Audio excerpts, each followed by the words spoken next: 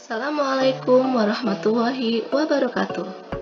Hari ini kita akan belajar mengenai materi bentuk pecahan. Pertama-tama, mari kita ingat kembali konsep bilangan pecahan. Coba perhatikan bilangan pecahan berikut. 1/2. Manakah yang disebut pembilang dan manakah yang disebut penyebut? Ya, angka yang di atas yaitu angka 1 adalah pembilang dan angka yang di bawah yaitu angka 2 adalah penyebut. Selanjutnya, kita akan belajar mengenai bentuk pecahan. Ada 4 bentuk pecahan. Yang pertama, pecahan biasa. Contohnya 3/6. Yang kedua, pecahan campuran. Contohnya, 5/2 sama dengan 21/2. Yang ketiga, pecahan desimal. Contohnya, 0,5. Yang keempat, persen. Contohnya, 50/100 dibaca 50%. Mari kita bahas satu persatu. Dari pecahan biasa. Pecahan biasa adalah pecahan yang terdiri atas pembilang dan penyebut. Dan terbagi menjadi 2. Yang pertama, pecahan murni. Contohnya 3/6. 3 adalah pembilangnya dan 6 adalah penyebutnya. Disebut pecahan murni karena nilai pembilang lebih kecil daripada nilai penyebut. 3 lebih kecil dari 6 dan 6 lebih besar dari 3. Yang kedua, ada pecahan tidak murni. Ini kebalikannya. Contohnya 7/3. 7 adalah pembilang dan 3 adalah penyebut. Disebut pecahan tidak murni karena pembilangnya lebih besar dibanding dengan penyebutnya. 7 lebih besar dibanding 3 dan 3 lebih kecil dibanding dengan 7. Sampai sini sudah paham? Jadi pecahan murni itu pembilangnya lebih kecil daripada penyebutnya. Sedangkan pecahan tidak murni, pembilangnya yang di atas lebih besar dibanding dengan penyebutnya yang di bawah. Kita lanjutkan. Coba perhatikan bilangan-bilangan berikut. 3/4, 1/4, 3/2, dan 5/3. Sekarang coba diamati. Kira-kira mana yang termasuk bilangan pecahan murni dan mana yang termasuk bilangan pecahan tidak murni. Tadi sudah kita bahas. Ya, 3/4 dan 1/2 termasuk bilangan pecahan murni. Mengapa pecahan murni? Karena nilai pembilangnya lebih kecil dibanding dengan nilai penyebutnya. 3 lebih kecil dari 4, 1 lebih kecil dari 4. Dan selanjutnya, 3/2 dan 5/3 termasuk pecahan tidak murni. Kenapa tidak murni? Karena bilangan pembilang lebih besar dibanding dengan bilangan penyebut. 3 lebih besar dari 2, 5 lebih besar dari 3. Sudah paham?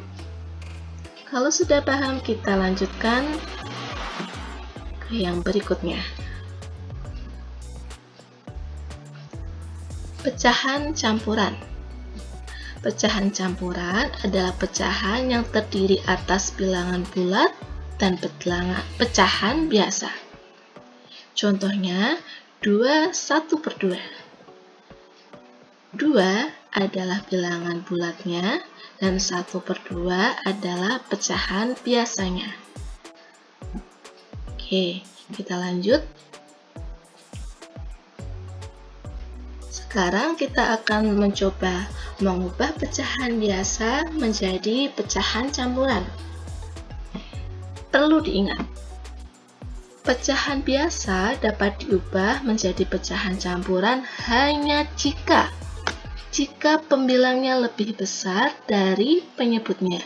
Nah, tadi sudah dibahas. Jika pembilangnya lebih besar dari penyebutnya, sama artinya dengan pecahan apa? Ya, pecahan tidak murni. Sekarang sebagai contoh, 5/2. Menjadi pecahan campuran seperti apa? Bagaimana caranya? Ya, caranya pertama 5 dibagi 2 sama dengan 2 dan sisanya 1.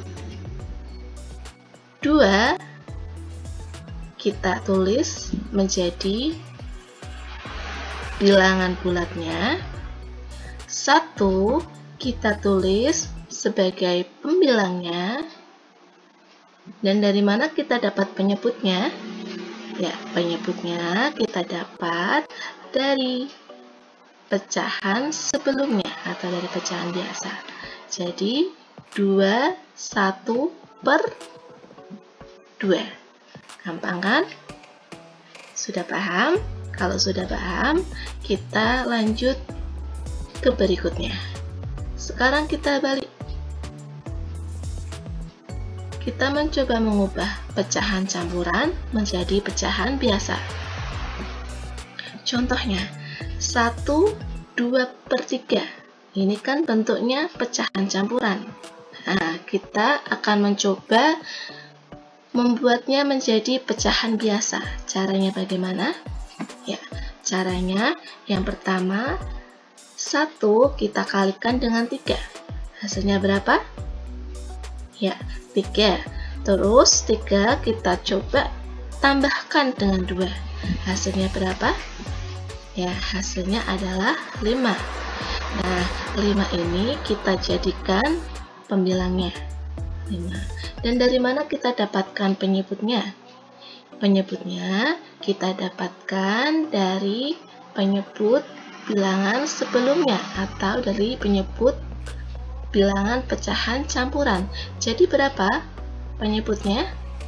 Ya, penyebutnya adalah 3. Oke, di sini kita paham? Mudah dipahami kan? Untuk selanjutnya, pecahan desimal. Pecahan desimal adalah pecahan persepuluhan, perseratusan, perseribuan, dan seterusnya yang ditulis dengan menggunakan tanda koma. Contohnya, 3/10 kita tulis 0,3. Nah, coba lihat gambar berikut. Ini adalah contoh 3/10. 3 arsiran berwarna ungu dari 10 kotak. Nah, kita tulis menjadi desimalnya 0,3. 0,3 merupakan bentuk pecahan desimal dengan 1 angka di belakang koma. Oke, di sini sudah paham ya? Kalau sudah paham, kita ke bentuk pecahan yang terakhir, yaitu persen.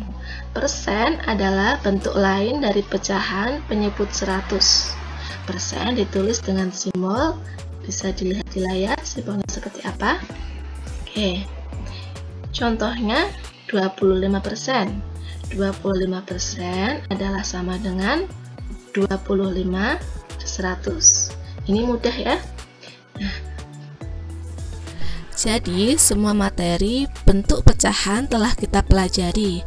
Semoga apa yang kita pelajari hari ini mudah dipahami dan bisa bermanfaat bagi kita semua. Jangan lupa tetap rajin belajar dan jangan pernah menganggap matematika adalah sesuatu yang susah. Tetap semangat. Kita akhiri pembelajaran matematika pada hari ini. Wassalamualaikum warahmatullahi wabarakatuh.